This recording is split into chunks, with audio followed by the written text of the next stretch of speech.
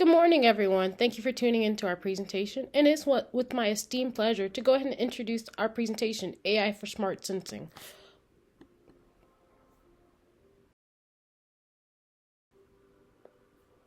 Of course, before we do this, I have to introduce our team. So, my name is Jennifer Felton. I'm the team lead researcher and developer for this project. With me, I have Josiah, who's also the team lead researcher and developer, and Shawn, who's also the team lead researcher and developer. And then we have Zongjing Zai, who is our project owner, and he helped us throughout this presentation. So now that you've met the team and the lovely professor that we've been working with for our project, I'm going to be jumping into our agenda for today. So we have our overview. This is just going to describe some things about the project to help you better understand what exactly we were trying to accomplish with this project. We're going to be taking a look at our data pipeline overview and what that means for our project, along with some visuals to help you guys, put all the pieces together. Then we're going to be walking into our prototype demo. And this is going to be showing you everything that we have done for this presentation. Our system compatibility issues, so some things that we encountered and some obstacles that we had to get through in order to succeed in this project. The completed steps for our project, the overall impact and what that looks like for businesses, individuals, and departments, and then some key takeaways.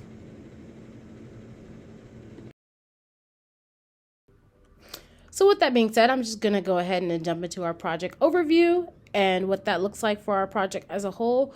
So for our problem, our core challenge is reconstructing acute 3D structures from low quality radar data. Radar inherently produces sparse and noisy returns, so traditional reconstruction methods break down quickly. Because the signal quality is low, classical algorithms can't reliably infer spatial details. This is why we shift towards AI-driven approaches, models that can learn patterns from imperfect radar signals and produce more robust interpretations of the environment.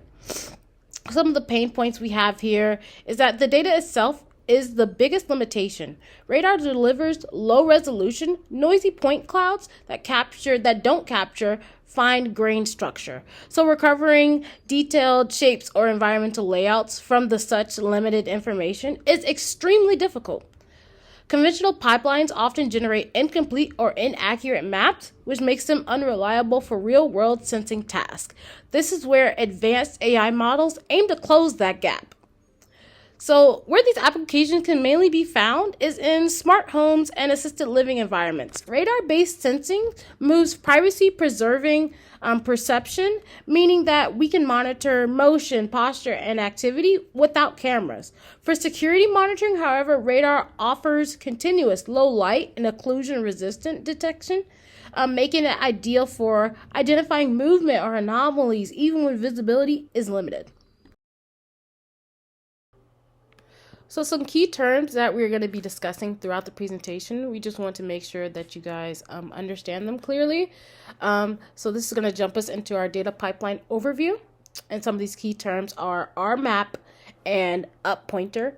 So RMAP, or radar mapping, is our end-to-end pipeline designed to transform raw wave radar returns into high-precision 3D maps.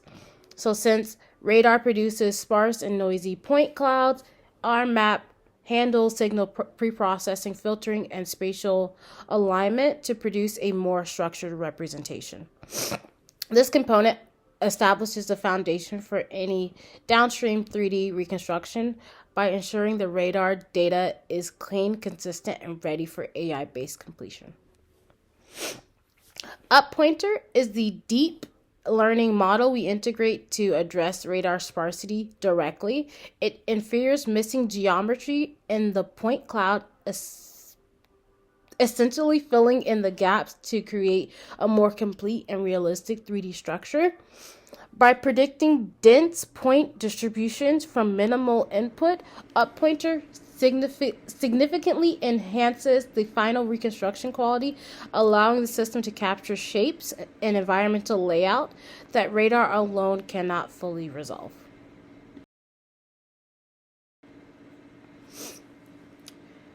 Some more key terms that we're going to be using throughout this presentation is PCM dataset and color radar datasets. So PCM dataset It serves as our shape completion benchmark during pre-training.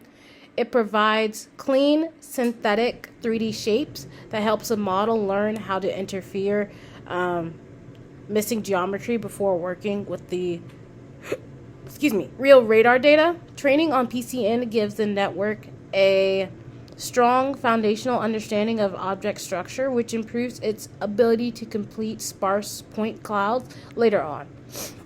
And color radar is our real world data set containing indoor wave radar scans. We use it for testing and evaluation because it reflects the actual noise, sparsity, and variability encountered in the real environments.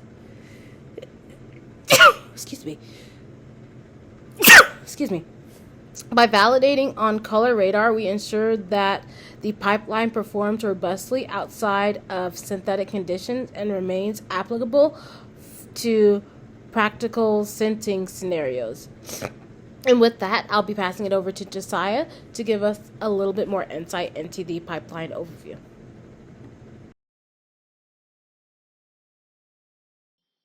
Thanks, Jennifer.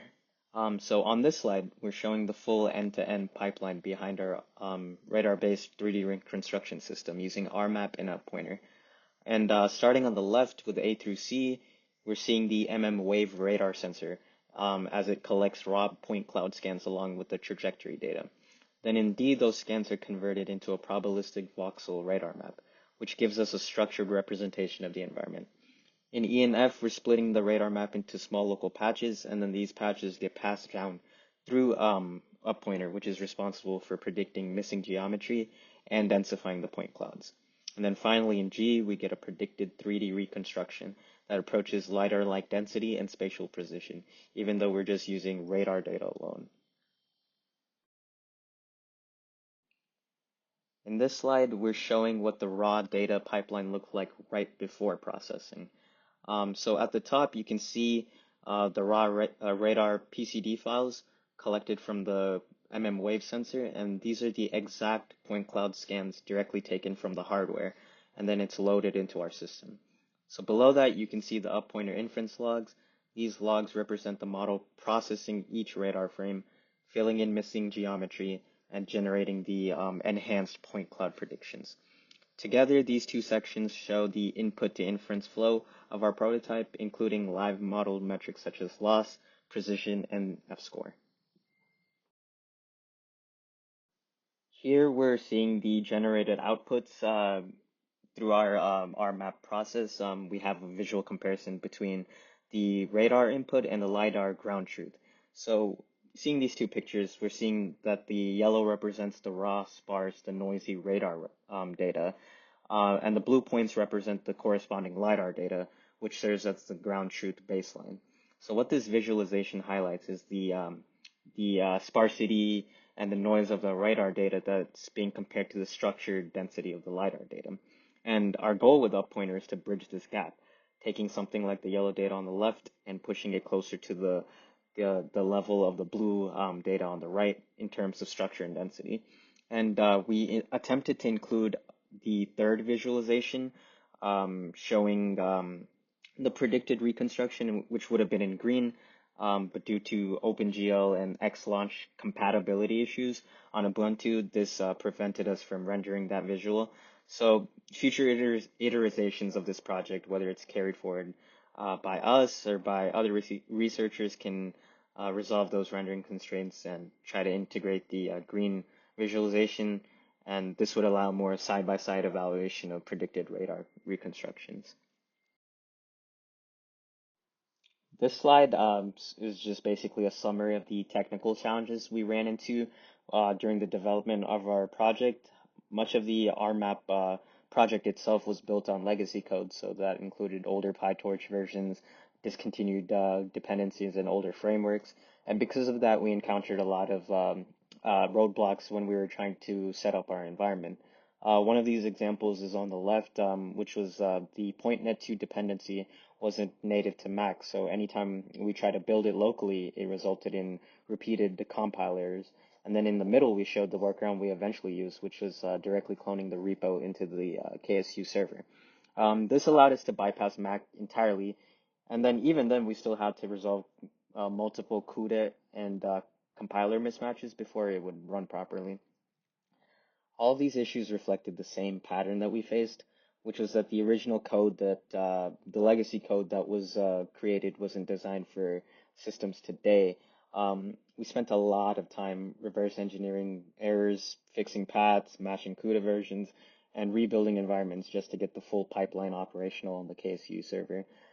These constraints also was a big factor in what prevented us from doing the green predicted reconstruction that we originally planned, because that depended largely on the GPU accelerated OpenGL, something that Mac OS, the Ubuntu remote desktop we used, and the X launch couldn't reliably support in our setup. And despite this, we were still able to reproduce the pipeline on the DGX server. So this creates a good foundation for any researchers or future students that want to move this project forward and build on this. Now they can do that more easily. Our completed work included the original RMAP machine learning pipeline being reproduced to convert radar scans into voxel grids. We additionally integrated the uppointer model for point cloud creation and generated dense 3D reconstructions of scan outputs. We also validated outputs visually and quantitatively after model execution.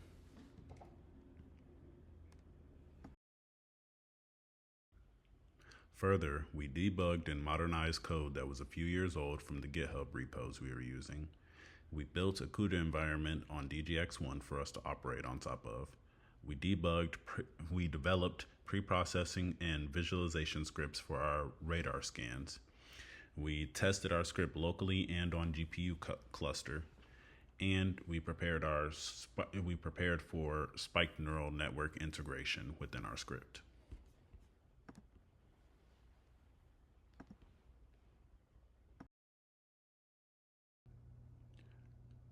Our work has a broad potential impact.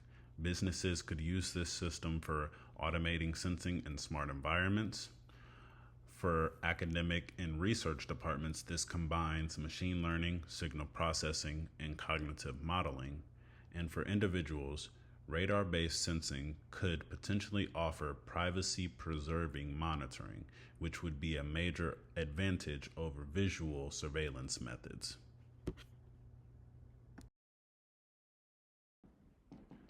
The key takeaways from this project are that spiked neural networks enable efficient bio-inspired radar sensing that will allow us to revolutionize the use of radar scans and the technology used to collect them in the future. Radar provides 3D perception without the use of camera, also or possibly adding a layer of protection to entities that use these types of technology. With there being plenty of publicly available data sources in this area of research, that provides a strong research base for future improvements to be made. And with a strong team and proper communication, team collaboration will drive steady prototype progress in this area.